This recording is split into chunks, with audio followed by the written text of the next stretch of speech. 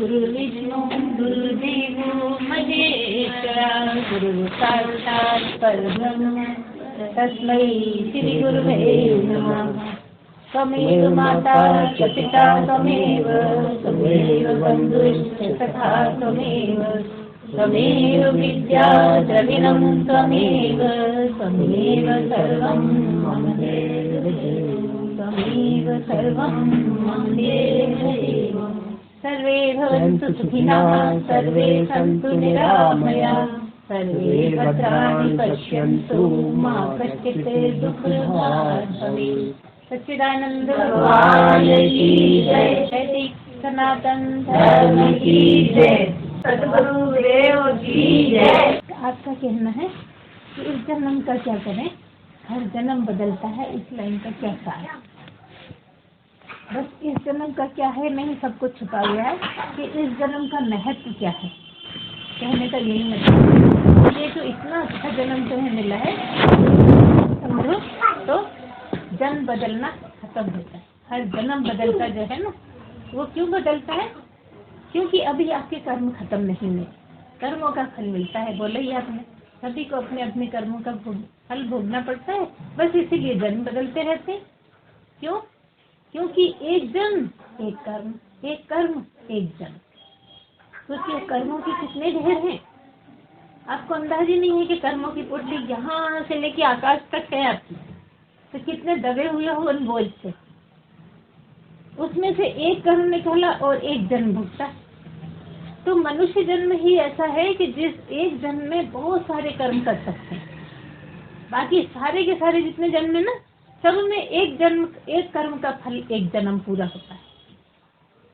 ऐसा नहीं है कि जन्म ले लिया फिर अगले दिन कुत्ते को 2 डंडे मार दिया तो जन्म कुछ कट गया, फिर अगले दिन किसी ने मार दिया कट नहीं। पूरा जन्म ही एक कर्म के कटने के बराबर है।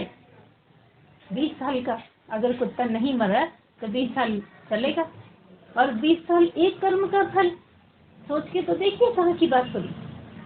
और ये ऐसा जन्म मिला है जहाँ इसी जन्म में तुम हजारों लाखों करोड़ों कर्म कर सकते हो।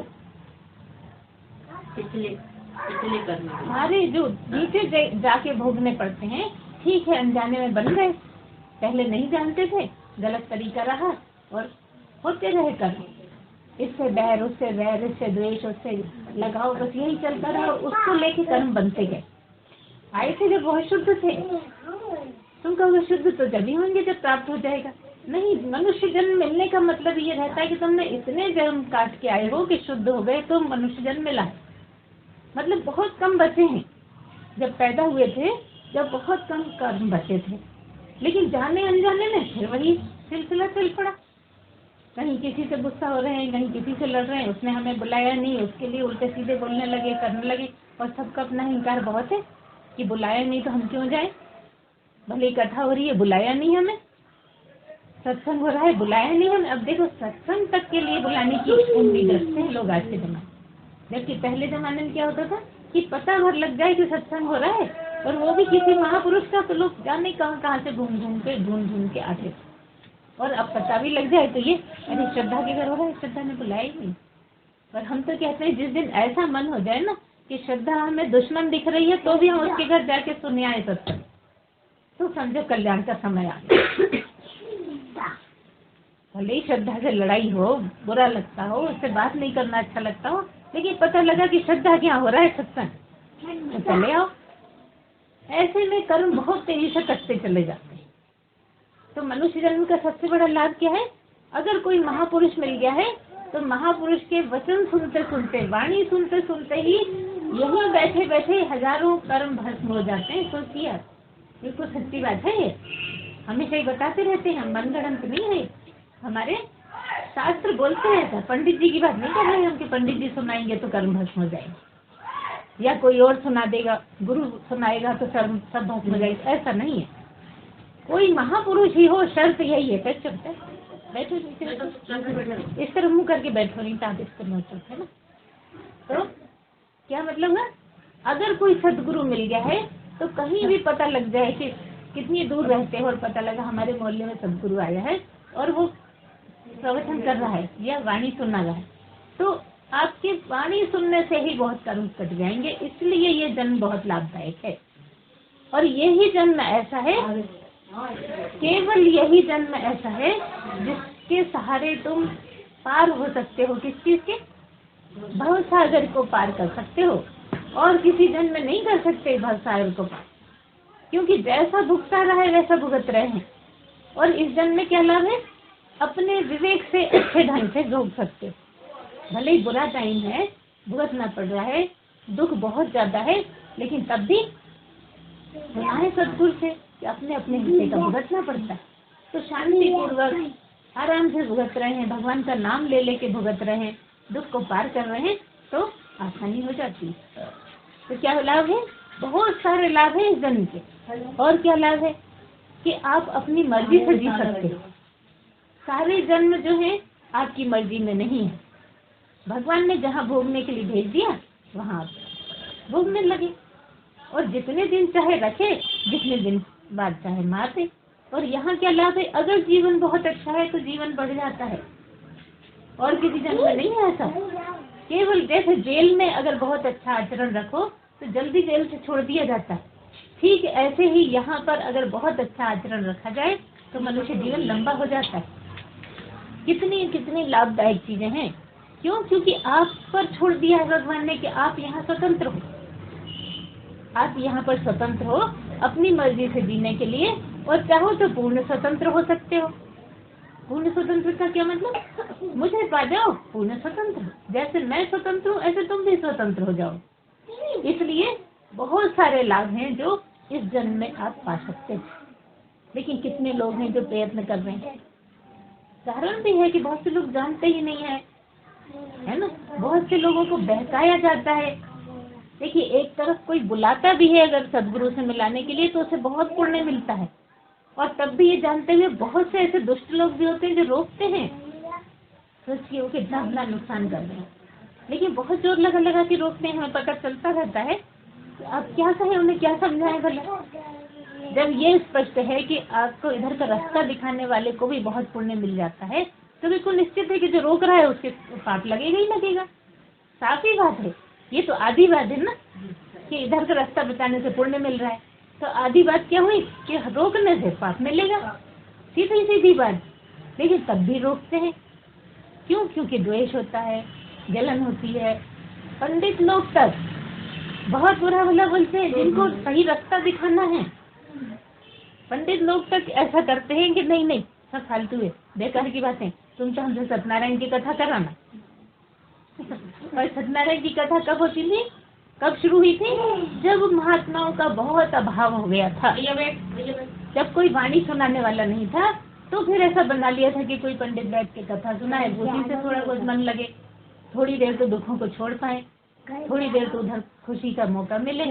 क्योंकि जिस समय हम भगवान का नाम लेते हैं तो कितने भी दुख में हो तो भी सुख ही अनुभव होता है। क्योंकि कलयुग केवल नाम आधार। कलयुग में केवल नाम से ही पार हो सकते हैं। लेकिन कैसा नाम? सतगुरु के द्वारा दिया हुआ। हर किसी से दिया हुआ नहीं। जबकि क्या चलता है, हर किसी से वो तो लेना जरूरी है तो किसी से ले लेते हैं। मंदिर के पंडित से ले लेते हैं। कोई ब्राह्मण खुद बिल्कुल पढ़ा लिखा नहीं है, बहुत गंदा रहता है, तो भी वो ब्राह्मण है, उससे ले लेते हैं। गुरु महाराज कहना शुरू कर देते हैं। इससे कुछ नहीं होगा। इतने पढ़े लिखे जमाने में भी अभी अंधकार में ही जी रहे हैं। क्यों? क्योंकि वो बीच के समय जो गलत मान्यताएं बन गई ना, उसके कारण अभी आंखें ही नहीं खुल रही।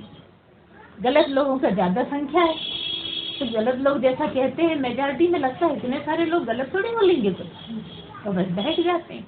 इसलिए मनुष्य जन्म में ही आप पार हो सकते हो, मनुष्य जन्म में ही फंस सकते हो। दोनों चीजें हैं यहाँ। सही दिशा के अभाव में आपने बहुत कर्म बना लिए तो फंस गए, मतलब नीचे की योनियों में चाहिए फिर 84 लाख में घूम के आइए, तब मनुष्य के लायक हो गए। और इसी जन्म में तर भी सकते हो। कोई सदगुरु मिल गया, सही दिशा देने लगा, सही ढंग से चलने लगे, समझ में आ गया कि कैसे जीना चाहिए, कैसे चलना है हमें कि नए कर्म ना बने और हम पार लग जाएं। दोनों संभावनाएं यही हैं। और बदलने का क्या है? बदलने का कारण ही है कि बहुत सारे कर्म हैं, तो एक कर्म कटा दूसरे के लिए बदलना पड़ा, 2 कट गए तीसरे के लिए बदलना पड़ा, और 84 लाख बार बदलते रहे। और बहुत ज्यादा कर्म है तो 2-2 बार 84 लाख भोगने पड़ गए, तब कहीं ये वाला समय देखने को मिला। तो कितना ज्यादा भाग्यशाली है ये जन्म आपके लिए।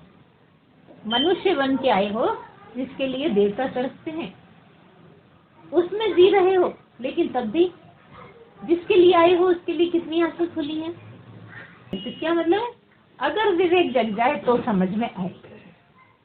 विवेक की बात करते हैं ना हमेशा, कि विवेक जगा लो तो सही सही समझ में आएगा, गलत गलत समझ में आएगा। और विवेक के अभाव में क्या होगा, गलत सही लगेगा, सही गलत लगेगा, और गलत ही रास्ते चलते जाओगे और कर्म बनाते चले जाओगे।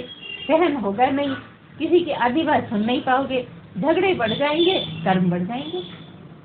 सीधी सी बात है। और देखिए, सुनने के बाद बिल्कुल पक्की बात है, बहुतों ने अपने सहन शक्ति से अपने जीवन में बदलाव लाया होगा, क्योंकि सुनते हैं, कोशिश तो करते हो ना, सहने की कोशिश तो सभी करते होंगे जिनने भी सुना है कि यही सार है। सहना छोड़ दिया था इसीलिए तो झगड़े बहुत बढ़ गए थे। जब सहने लगे तो झगड़ों में निश्चित कमी तो आएगी। और जब दोनों ये सुनने लगे, मान लो पति पत्नी, फिर तो सोचिए घर ही स्वर्ग बन गया, है ना। लेकिन आदमियों का तो बहुत अभाव रहता है।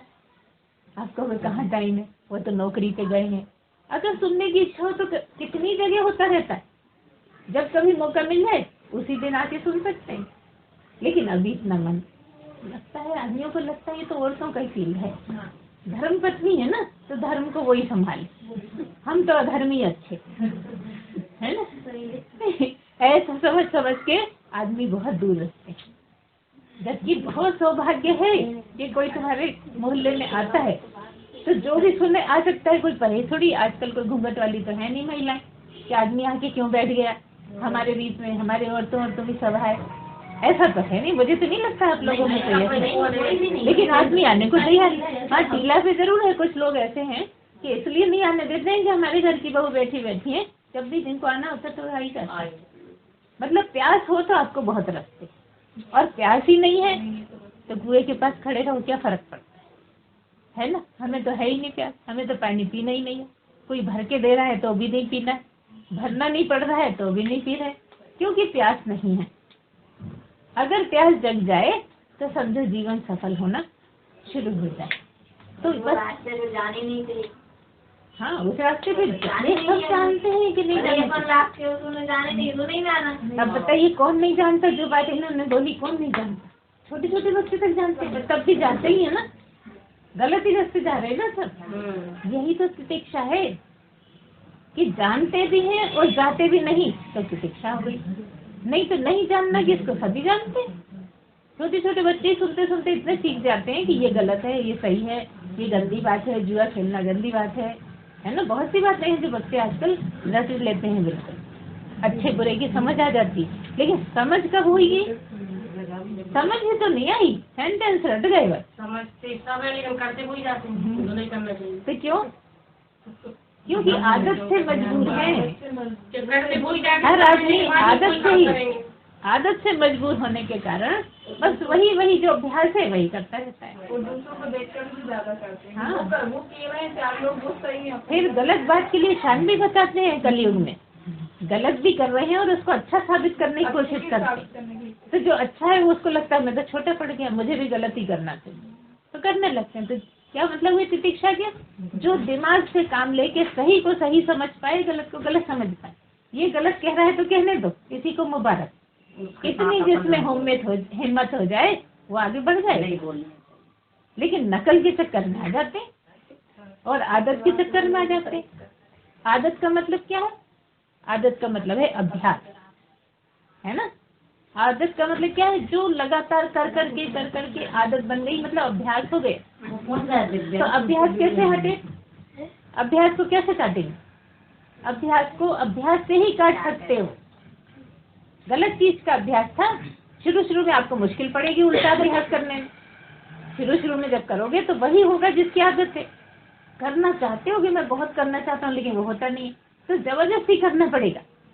धीरे धीरे ऐसी स्थिति आएगी कि आप इस तरफ जाओगे तो लेकिन एकदम ध्यान आ जाएगा कि नहीं ये नहीं ये करना है। और जब इसका ज्यादा अभ्यास, इससे ज्यादा अभ्यास इसका हो जाएगा तो बस इधर ही चल पड़ोगे।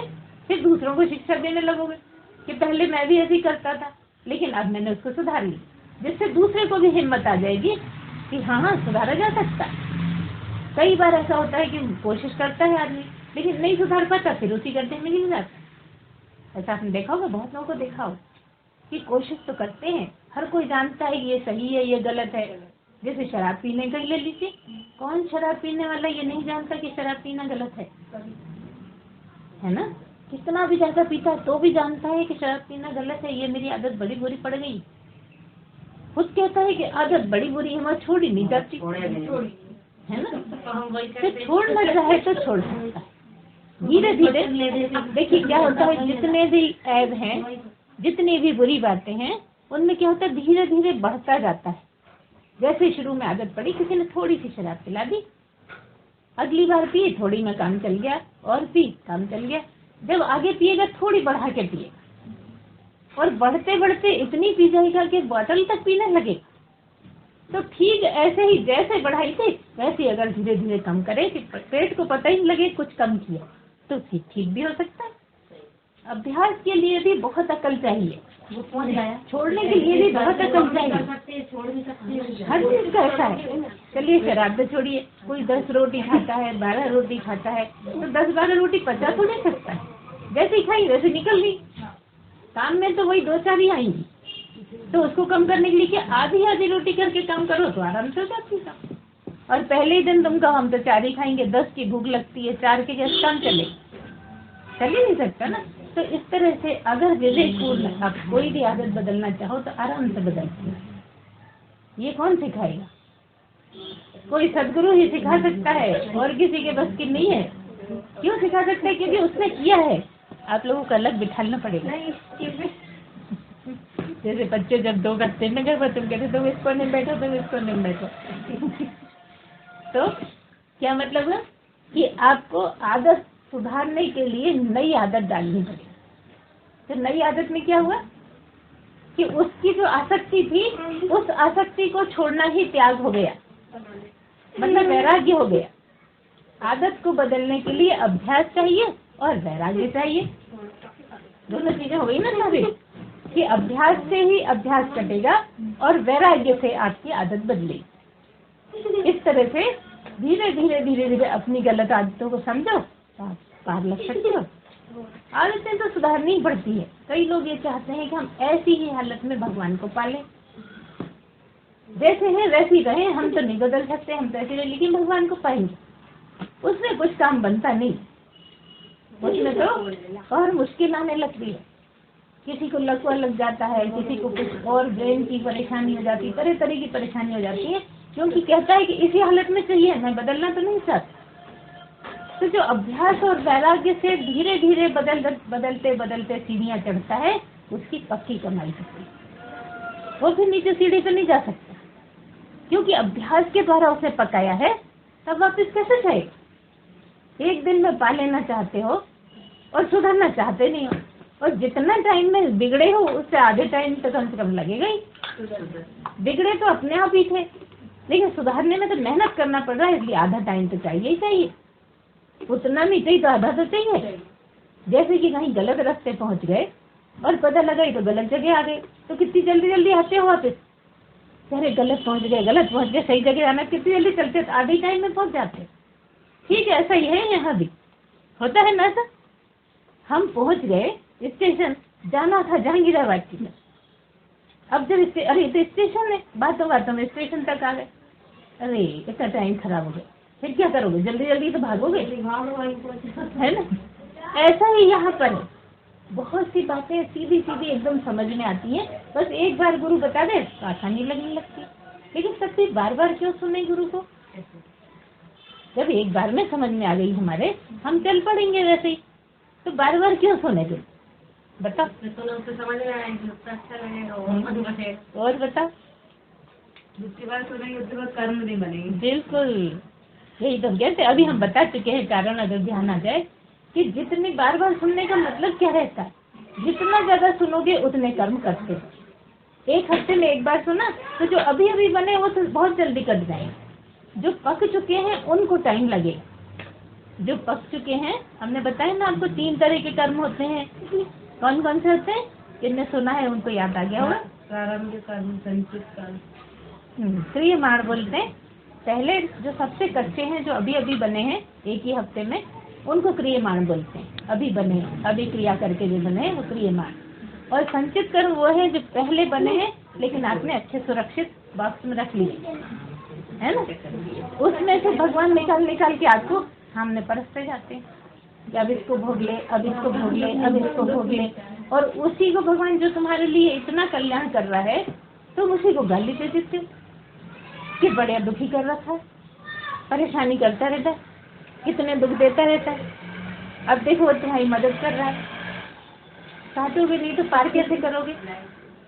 1 किलोमीटर लंबा है तुम्हारा तालाब, इधर से उधर जाना है तो पार करते करते करते करते तो पार करोगे, है ना। तो वो तो तुम्हारे साथ रखते जा रहा है कि अब ये वाला भोग ले, अब ये वाला भोग ले, अब ये वाला भोग ले, पार लग जाए। ये क्या है? हाँ, इसको क्या बोलते हैं? इतने सारे कर्मों का जो है झुंड, इतना ज्यादा बेहिसाब है, इसको क्या कहते हैं? भव सागर। दुख सुख को पार करोगे तो भव सागर पार हो जाएगा। और यही कर्मों की लीला है। बस कर्मों का जो है बहुत ज्यादा परेशानी जो कर्म भोगने की है वो यही है कि तुम तैयार नहीं हो भोगने के लिए। नहीं हो ना। मनुष्य जन्म में तैयार हो जाओ तो नीचे जाने ही नहीं पड़े, और मनुष्य जन्म में तैयार होते नहीं हो। देखो उसने बिल्कुल निश्चित कर रखा है, हर एक का रखवाला वही है, सबका समय निश्चित है, कब आना है कब जाना है बिल्कुल निश्चित है। और कोई चले जाए तो दूसरे का वो तब भी चलता रहता है। तो तुम चलाते हो क्या? सब वही चलाता है और सब चलता रहता है। किसी के जाने से कोई दूसरा जाता नहीं है ना। सारा उसने संभाल रखा है, लेकिन तब भी कितनी चिंता होती है। वो भी निश्चित है, क्योंकि जितना हमारे भाग्य में है, जिसके कारण हमें सहना पड़ेगा वो तो सहना ही पड़ेगा। तो राजी घर हो जाओ। हम ये जो बात इसी देर से कह रहे हैं वो इसीलिए कह रहे हैं कि जो वो चाहता है उसमें राजी हो जाओ। तुम उसकी रजा में राजी हो जाओ, वो तुम्हारी रजा में राजी हो जाएगा।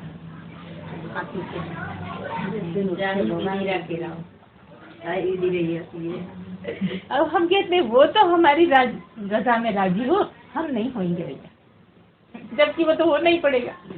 चाहे तुम खुशी से हो चाहे तुम रो के हो, वो होना ही पड़ेगा। तो फिर खुशी से क्यों नहीं हो जाए? जिस दिन खुशी से राजी हो गए बस तो अच्छी दोस्ती हो गई। उससे जिससे दोस्ती हो गई उससे प्यार तो हो ही जाएगा, है ना। प्यार के लिए तो लगे हैं, सब दुनिया से प्यार कर रहे हैं, उससे करते नहीं। अब सब दुनिया से जब प्यार कर रहे हैं तो सब दुनिया से द्वेष भी कर रहे हैं। बट गए ना। किसी से द्वेष है इसीलिए तो प्यार है, इधर प्यार है इसीलिए तो द्वेष है। जहाँ द्वेष और प्यार खत्म हो जाए वहाँ भगवान खड़े हैं। और कहाँ खड़े? तुम्हारे ही रूप में खड़े हैं। कोई दूसरे की जरूरत नहीं है, सामने की जरूरत नहीं है, तुम्हारे अंदर ही बैठे हैं तो तुम्हें ही बना देते हैं, तुम्हें ही अपना रूप दे देते हैं, है ना। क्योंकि वो स्वरूप है तुम्हारा और तुम रूप हो उसके। तुम रूप में ही अटक के रह जाते हो और रूप को ही कहते हो कि ये मैं हूँ, है ना। और वो अंदर बैठा है उसको मानते नहीं, वो दिखता तो है नहीं, कैसे मान लो? पता नहीं कहाँ बैठा रहता है, कितने दुखी है, संभालता नहीं, हमें कष्ट से निकालता नहीं है। अब बता निकाल कौन रहा है? वही निकाल रहा, तब भी है ना, वही निकाल रहा है, डाल नहीं रहा कष्ट में। वो तो तुम्हें पार ले जाने के लिए लगता है कि उसने कष्ट में हमें इतना डाल दिया, और वही पार ले जा रहा है। क्योंकि जब परस दिया है तो धीरे धीरे खत्म तो हो ही गई। जब तक नहीं पढ़ता था जब तक बहुत सारा ढेर लगा। और यही कारण है कि सत्संग सुनने से या सदगुरु मिलने के बाद कष्ट ज्यादा आते हैं। आप कभी फिर तो हमें सत्संग नहीं सुनना, चाहे सुनो चाहे नहीं सुनो, वो तो कष्ट नहीं पड़ेंगे तुम्हें। ये होगा कि सत्संग सुनने से बहुत सारे तो सुनते सुनते कट जाएंगे, जो कठिन कठिन है वो परस्ता चला जाएगा। कि अब तू सही जगह आ गया, अब देख मैं कैसे कटवाता हूँ तेरे फटाफट, है ना। तो क्या होता है, सहन शक्ति बढ़ जाती है। सत्संग सुनने से सहन शक्ति बढ़ जाती है। क्यों? क्योंकि समझ में आ गया कि ये मेरे ही हिस्से के हैं, मुझे ही काटने पड़ेंगे। मेरा बेटा नहीं काट सकता, मेरी माँ नहीं काट सकती। जब मुझे ही काटने पड़ेंगे तो हंसते मुस्कुराते काटे।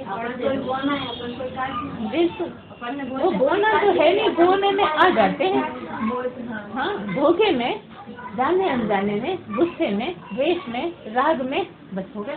खाली द्वेष से नहीं, राग से भी कर्म बने हैं अनजाने, है ना। राग जो हो गया, राग मतलब मोह जो हो गया, बच्चों से मोह हो गया, पति से मोह हो गया, पड़ोसी से मोह हो गया, सास नंद माँ, कितने ही रिश्ते हैं ना। कईयों को सास से भी हो जाता है, ऐसा नहीं। किसी वक्त अच्छी सास मिल गई तो मोह हो जाता है, लगता है इतनी अच्छी तो मेरी माँ भी नहीं थी। अब देखो, यह कारण है कि आज के जमाने में इतनी ज्यादा मुसीबत है, लड़ाई झगड़े। जब पहले छोटी लड़कियों की शादी हो जाती थी तो छोटी में ही शादी हो जाती थी, तो माँ को तो उतना समझ ही नहीं पाती थी वो, और सास के पास आ जाती थी, सास ही प्यारी है। सास को होश संभाला तब आए तो सास ही जान है, होता था ना। और अब हो जाते हैं 25 साल के, 30 साल के, अब इतना ज्यादा लगा हो गया और किसी दूसरे के साथ भेज दिया। अब इसके साथ रहना, मानने कोई तैयार नहीं है कि माँ जैसी है। बहुत सारे घरों में है, ऐसा नहीं है, सब जान रहे हैं, सब अपने अपनी स्थिति के अनुसार, लेकिन होता है। आजकल ज्यादा समस्या इसीलिए है। और दूसरी तरफ देखो तो कितने गलत संबंध चल रहे हैं कि नहीं। सब जानते हैं, इतने उजागर है कि हर कोई जानता है, और उनको बढ़ावा दिया जा रहा है, दे रहे हैं ना बढ़ावा। कोई अकेली लड़की रह नहीं सकती स्कूल में, कोई अकेला लड़का रह नहीं सकता। कहते हैं तुझे एक दोस्त नहीं मिलता। ये किधर जा रहे हैं? स्वयं धक्का धक्का के गलत तरफ ले जा रहे हैं। ये तो मतलब भारतवर्ष को बहुत नीचे गिराने वाली बातें हैं। हम अंधा जो अनुकरण कर रहे हैं ना विदेशों का, उसका नतीजा है। और विदेशी लोग अपनी तरफ चल रहे हैं, अपन उनकी तरफ चल रहे हैं, अपन उनकी गलत बातें ले रहे हैं, वो अपनी अच्छी बातें ले रहे हैं। ऐसा ही हो रहा है, बिल्कुल पक्की बात है। हम तो खुद जाते रहे हैं ना विदेश, बहुत जाते रहते हैं, कभी 3 महीने, कभी 5 महीने ऐसे रह रहे। क्या अगले हफ्ते देखिए, हाँ 2 बार अभी 1 महीने में जा चुके हैं। तो ऐसे चलता रहता है। तो जितना ज्यादा दुनिया का पता लगता है ना, तो पता लगता है कि अपने भारत देश में बहुत खास बातें छुपी थी जो हमने त्याग दी। 10 बजे 11 बजे उठने को शान समझते हैं। अगर जल्दी उठ गए तो तुम तो कुछ इंसान ही नहीं हो, क्या जानवर हो जो सुबह 5 बजे उठ जाते हो। हम तो 10 बजे तक सोते हैं आराम। शान से गलत बातों की बहुत शान बताई जाती है, तो दूसरे जैसे मुझे भी 10 बजे उठना चाहिए। पता है कि मैं सही टाइम पे उठ रहा हूँ, मैं बहुत अच्छा हूँ, मेरा दिमाग अच्छा है, लेकिन उसकी नकल करने लगते। हाँ, ये तितिक्षा ऐसी चीज है जो विवेक पूर्वक सोच समझ के वो करता है तो करे, मैं तो नहीं करने वाला। ऐसी शक्ति आ जाए कि वो गलत कर रहा है तो मैं गलत क्यों करूं। देखिए बिल्कुल सही दिशा मिल जाती है फिर। और मनुष्य जन्म में अगर सही दिशा मिल गई तो एक ना एक दिन तक पार लग ही जाओगे। बहुत आसान तरीका है, केवल रहना ढंग सीख गए तो पार तो लगना ही है। क्यों? क्योंकि मनुष्य जन्म है ना, और मनुष्य जन्म काय के लिए? इसी के लिए है। सारे जन्म जितने हैं सब कुछ कुछ काम के लिए। ऐसे मनुष्य जन्म का मुख्य काम यही है, और कुछ हो नहीं हो ये होना चाहिए, लेकिन यही नहीं हो बाकी सब हो। ऐसे ही चल पड़ा है ना कि हम तो सब फालतू समझते हैं, ये टाइम पास है। उनके पास होएगा टाइम फालतू, इसलिए जाती है सुनने। हम तो नहीं जाते भैया, ऐसी बेकार की बातें होता है ना। तो आप लोगों को सुनने को मिलता रहता होगा लोगों से, या कहते हैं यहाँ बातें तो बहुत अच्छी थी लेकिन भैया हमारे पास टाइम नहीं है। तो कह तो यही दिया ना, वो तो जानते हैं कि सब लोग अच्छा ही कहते हैं तो बुरा कैसे कह पाए। लेकिन अगर तुम अच्छा जानते तो आते नहीं, मन में तो बुरा ही जानते हो। पक्का है कि मन में उसको अच्छा नहीं समझते, इसलिए टाइम नहीं निकाल पाए। और निकाल लो तो कल्याण होने लगे। वैसे भले निकालो नहीं निकालो, लेकिन जब महात्मा का सुन लिया तो महात्मा तो केवल आप लोगों के लिए जीता है, केवल पब्लिक के लिए जीता है, बाकी उसका कोई काम नहीं बचता। क्योंकि जिस काम के लिए आया था वो काम हो गया, अब काहे के लिए जी रहा है। तो मर जाए? नहीं, इतना कीमती जन्म जो दूसरों के काम के लिए आए, जितना लंबा हो जाए उतना अच्छा है। काम उसको कुछ नहीं है, लेकिन इतना बड़ा काम है कि दूसरों का कल्याण हो सकता, दूसरों को सही दिशा मिल जाए, दूसरे आगे बढ़ते चले जाएं, वो एक दिन समझ जाए कि हमें क्या करना है क्या नहीं करना है। फिर आ जाती है बैठते बैठते एकदम दृढ़ता आने लगती है कि मुझे तो जाना ही है पार, ये जन्म मिला है, मौका मिला है, फिर जाने कब आऊं, क्योंकि हमारे हाथ में है नहीं। और देखो तो हाथ में है, हमेशा ही बताते हैं, है ना, हाथ में कैसे कैसे हाथ में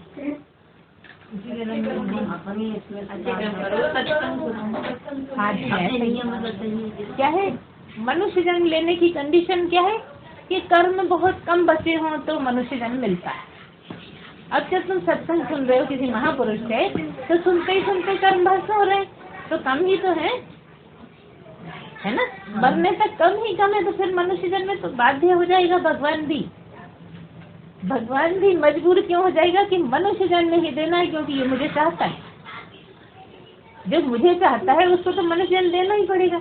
मुझे पाना चाहता है, पाने के लिए मनुष्य जन्म है, और कोई जन्म में पाने के लिए नहीं कह सकते आप कि ऊँट के जन्म में मिल जाएगा, कि मगर के जन्म में मिल जाएगा, कि बंदर के जन्म में, किसी जन्म में नहीं, केवल क्योंकि ये चाहता है इसलिए मैं भी मजबूर हूँ इसे मनुष्य जन्म देने के लिए। और फिर से वो सदगुरु मिला देता, और जब तक आप पहुँच नहीं जाओगे जब तक वो मनुष्य ही बनाता रहेगा। सोचिए कितनी कल्याणकारी बात, जाने कहाँ से कहाँ पहुँचा देगा। फिर से कोई सदगुरु को सुनने का मौका मिल जाएगा। क्यों? क्योंकि कर्म क्षीण होते रहे, जितने कर्म क्षीण होंगे उतनी आपकी पात्रता बनी रहेगी काहे के लिए? मनुष्य जन्म लेने के लिए। और ये पात्रता बढ़ते बढ़ते बढ़ते बढ़ते इतनी ज्यादा हो जाएगी कि भगवान बनने की पात्रता हो गई। यही रंग रूप लिए हुए भगवान तक की यात्रा है, और बहुत सरल हो जाती है जब कोई सदगुरु मिल जाता है। जब तक सदगुरु नहीं मिला है तो बहुत कठिन है, समझना कठिन है। कुछ भी बता रहे हैं, कुछ भी सुना रहे हैं, गलत दिशा में ले जा रहे हैं, और वही क्रिया कर्म में फंसाए हुए हैं। ऐसा नहीं करो, ऐसा करो, ये गलत है, वो गलत है, तो और दिमाग में ग्रंथि बन गई, तो वो भी कर्म बन गई। आदमी जितना कर रहा है करे, बेचारा बाहर निकलना चाहता है, पंडित लोग और फंसा देते हैं, ये बिल्कुल गलत कर लिया। अब सुनने वाला भी तो इसी से परेशान है, मैं तो कब से कर रही थी, कितना गलत कर लिया। अरे जो हो गया तो जाने दो, सही रास्ता बताओ और सही करने लगो, पीछे का क्या सोचना। जो हो गया तो हो गया, कर्म तो काटने बैठा ही है हक का सदगुरु, वो तो कर्म कटवा ही देगा, फिर पीछे का क्यों सोचे। अच्छा पीछे का क्यों नहीं सोचे, क्या नुकसान है सोचने से, बताइए। गलत बातें सोच रहे हैं तो गलत नहीं जा रहे हैं। यही तो है, जितना कर्म बन जाए उतना ही वो जो दूसरे तरह के है ना संचित कर्म वो बन जाएंगे। क्रियमाण जल्दी क्यों करते हैं? क्योंकि अभी आपने ज्यादा सोचा नहीं, अभी बने हैं, बार बार नहीं सोच पाए। और जितना कम सोचोगे उतना जल्दी करने के लिए तैयार हो जाएंगे, और जितना ज्यादा सोच लोगे उतने कड़क पड़ जाएंगे। जैसे रोटी कड़क हो जाती है, चबाई चबाई नहीं चपती है ना, ऐसे ही है। देखिए पता नहीं कहाँ से आ जाते हैं उदाहरण, हम कभी नहीं सोचते कुछ भी, अपने आप आ जाते हैं। तो कौन बोलता है? जो बोलता है वही बोलता है। हमें थोड़ी दिमाग लगाना है, दिमाग की कोई जरूरत ही नहीं है यहाँ, क्योंकि जिस दिन दिमाग लगाने लगेंगे ना उस दिन बोल ही नहीं पाएंगे। यही तो है महापुरुष का, सदगुरु का यही है। जिस दिन हम अपनी कोशिश से दिमाग लगाने लगेंगे बोलना बंद हो जाएगा, फिर बचने के लिए ऐसी बोलेंगे जबरदस्ती कर करके। तो क्यों करें कोशिश, वो पधराया है, वो ही बोल रहा है, आप लोगों को सुना रहा है वाणी, हमें क्या जरूरत है करने की। तो क्या हुए, हमने कहा ना तुम इसी रूप में वही बन जाओ। क्या मतलब उसका? यही मतलब है जो दिमाग को भी छोड़ दे बिल्कुल आखिरी समय में, पात्रता पूरी करे। विवेक तो बहुत जरूरी है, विवेक से तो यहाँ तक पहुँचा है, और जैसे ही पाया विवेक छोड़ दिया, मतलब दिमाग छोड़ दिया, अब वही है उसी का ही काम में आएगी। हाँ, और आपने ज्यादा दिमाग लगाया, ज्यादा चलाया तो फिर सब गड़बड़। बस यही तो कारण है जिसके कारण हमारे गुरुदेव ने ये वाली पदवी दी है। आपको हैरानी हुई सच में, गीता को तो पता, हम बहुत बार बता चुके कि इतनी बड़ी भीड़ में जहाँ हजारों हजारों शिष्य हैं, जगे हुए भी हैं, ऐसा नहीं कि हम ही अकेले जगे, लेकिन अपनी पदवी यहाँ क्यों दी गई है? इसीलिए कि बोल सकती है। सोचिए कितनी मुश्किल चीज है ये। जो 20-20 साल से आश्रम में रह रहे हैं उनको पात्रता नहीं रही इस चीज। क्यों? क्योंकि विवेक पूर्वक सोचने की क्षमता सब में नहीं थी, सही कर्म करने की सब में क्षमता नहीं थी। गुरु ने जो समझाया वो उसमें भी अपना दिमाग लगा के कुछ और कर गए और वो पात्रता नहीं मिली। और हर एक शुरू करता है बोलना, लेकिन गुरुदेव मना कर देते हैं, तुम्हारे बस की भागवत करो। भागवत क्यों करो? क्या भागवत बुरी है? नहीं, भागवत बहुत ऊंची है, लेकिन क्या है, जो लिखा है वही बताना है। भगवान मुझसे नहीं बोल रहा, भागवत में जो लिखा है उसको पढ़ो और सुनाओ लोगों को। निर्मल मन हो गया आपका। हाँ, निर्मल, जितना ज्यादा निर्मल मन होगा, मतलब सबसे पहले नंबर का जिसका निर्मल मन होगा उसको ये जगह। सब निर्मल मन करने की तपस्या कर रहे हैं, सबने किया है, लेकिन उतना नहीं कर पाए। पूरी तरह से गुरु से समर्पित हो जाए, उसकी मर्जी कोई अपनी मर्जी मान ले, वही तो कहते हैं रजा हो जाए उसकी। तुम्हारी रजा उसकी रजा एक हो जाए तो वही हो जाओगे। अब दो है यहाँ पे, उसकी रजा अलग चल रही, तुम्हारी रजा अलग चल रही है, तो दो ही बने रहेंगे ना आखिरी को। भले भागवत कथा कर लो, चाहे राम कथा कर लो, सब कर लो, लेकिन वो नहीं पढ़ाएगा बोलने के लिए। इसलिए विरले को ही कभी कोई मिलता है, और जो ऐसा होता है वही जगह भी पाता है। जगाना भी सबके हाथ में नहीं है, क्योंकि इतने सारे सब कर रहे हैं, वो जगह थोड़ी सकते कि कितने ही है, कहाँ तक नाम लेंगे, हमें तो इतने याद भी नहीं रहते, लेकिन सब जानते हैं। आजकल तो टीवी का ही है, तो देखो हम ही बेवकूफ़ हैं जो टीवी पे नहीं आते, है ना बेवकूफ़? एक नाम पे सवार है आप, दो नाम पे सवार है। एक नाम पे सवार है।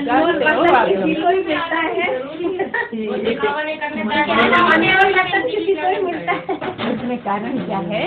उनको बहुत सारा पैसा चाहिए, है ना? वैसे गली मोहल्लों में नहीं आएंगे, उनको लाखों लाखों रुपए चाहिए, और हम बड़े त्रस्त हैं, जो दे दो उसी में। तुम्हारे 2 रुपए दोगे तो भी पूर्ण है, 100 रुपए दो तो भी पूर्ण है, सब अपनी अपनी हैसियत के साथ देते हैं, लेकिन जोर नहीं डालना कि भाई आप 200 का टिकट लोगे तभी अंदर आओगे। ऐसे बहुत से हमारे साथ जो 1,000 का टिकट लेके हमने स्वयं दिए हैं। जब तक गुरुदेव नहीं मिले थे तो स्वयं हमने दिए, 60,000 रुपए दिए थे, आज 29,000 रुपए ले रहे हैं। एक बार जाने की सोचिए तो आप, मतलब गुरु से मिलने के लिए आप 29-30,000 खर्च करो जब कहीं गुरु के दर्शन हो। ऐसा गुरु किस काम है? इसलिए जाकर भी गुरु नहीं बनाया हमने। तो गद्दीधारी तो हर जगह है, गद्दीधारी की कोई कमी नहीं। एक गद्दी भगवान दे दे और एक गद्दी इंसान दे दे। इंसान कौन है? जो शरीर वाला। ये जैसे शरीर है ना, भले ही सदगुरु है, लेकिन इंसान तो तब भी है ना, क्योंकि शरीर लिए बैठे। और इसको बनाए किसने? भगवान ने। हम जिसको बनाए वो इंसान का बनाए, और भगवान भी बना दे और गुरु भी बना दे, बस वही उसी के मुंह से निकलती है वाणी। यही अंतर है, और यही कारण है कि ना तो हमें टीवी पे आने का मोह है ना। अच्छा, हम शिविर तो नहीं करा सकते ना, तो सबका आता है, क्योंकि टीवी से ही पॉपुलर होते हैं। अब राधा स्वामी लोगों को कोई कमी क्या, इतनी ज़्यादा भीड़ है कि कोई ज़रूरत नहीं टीवी पे आने की, लेकिन क्योंकि सब दे रहे हैं तो हम छोटे लगेंगे। अब जिसमें ऐसी भावना है कि हम छोटे लगेंगे, अब हमें तुम कितना ही छोटा मान लो, हमें कोई फर्क ही नहीं पड़ता, क्योंकि हमें पता है हम कहाँ हैं, हमें पता है। तुम लास्ट कह दे रहो तुम छोटे हो, तुम किसी काम के नहीं हो, तुम्हारे पास 10-5 लोग बैठे रहते हैं, तुम्हारा तो कुछ किसी काम का नहीं, कहते रहो, लेकिन हमें कितना लाभ हुआ? अरे इसी लाइन में 5-10 ही होते हैं, और क्यों नहीं आना चाहते? टीवी पे क्यों नहीं आते? क्योंकि हमारा प्रवचन केवल आमने सामने सुनने से ही लाभदायक है। सच्चिदानंद भगवान की जय, सनातन धर्म की जय।